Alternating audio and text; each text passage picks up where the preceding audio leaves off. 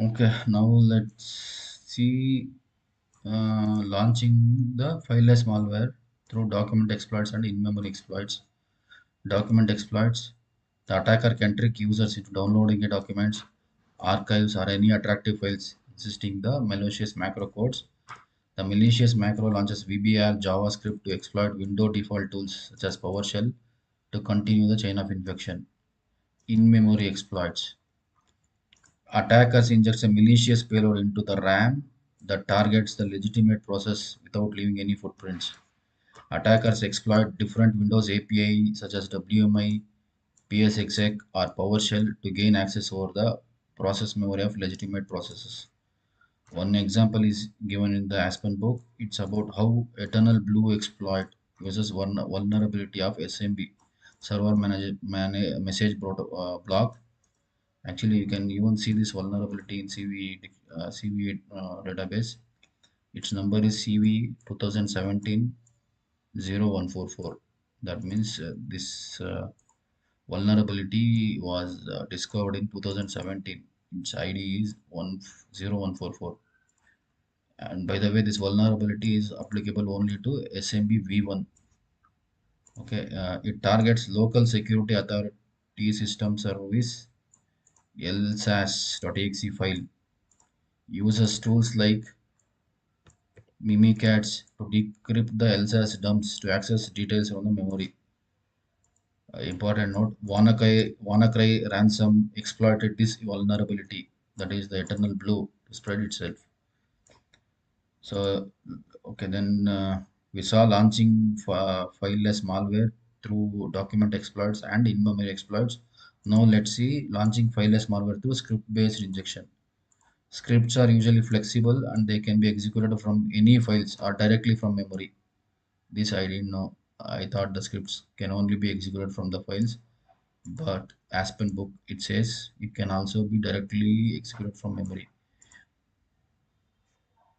So some of the examples are Covet, PovMet, Fair IT have used malicious script to spread malware, launching fileless malware by exploiting system admin tools.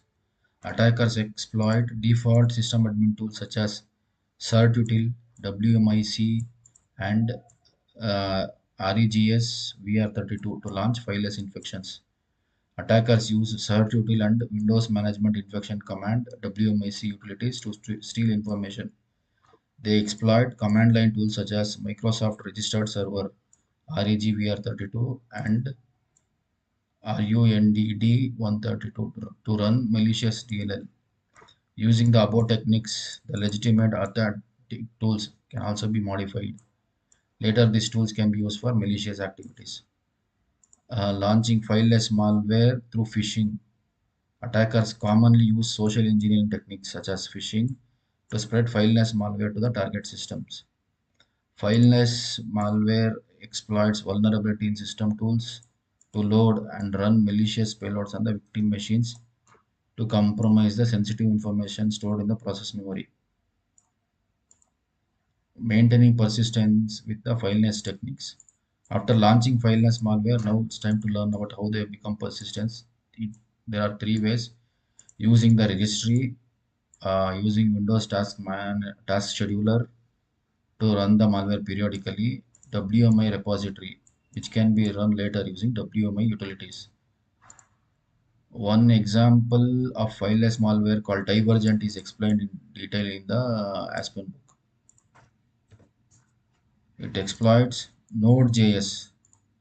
The JS in the name indicates it's a JavaScript. It exploits Node.js and it executes outside the web browser and generate revenues using click frauds. It was also called as Nodersok, Nodersok malware, not specified in the Aspen book. I found it on the net. So this divergence malware is also called as Nodersok malware. How it remains persistent? It employs a key in the registry to maintain persistence. How it spreads? Exploits a PowerShell to inject itself into other processes on the infected machine.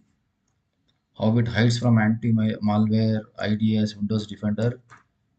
If the infected process the required privileges, it exploits WMI to get information about the Windows Defender.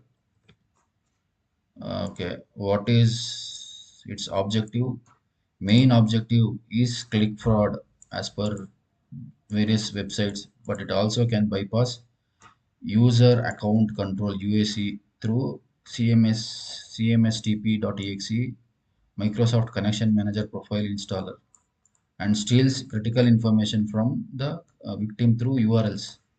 Some additional fileless malwares are as follows: Astaroth backdoor, Noder sock. This is also the same divergence malware.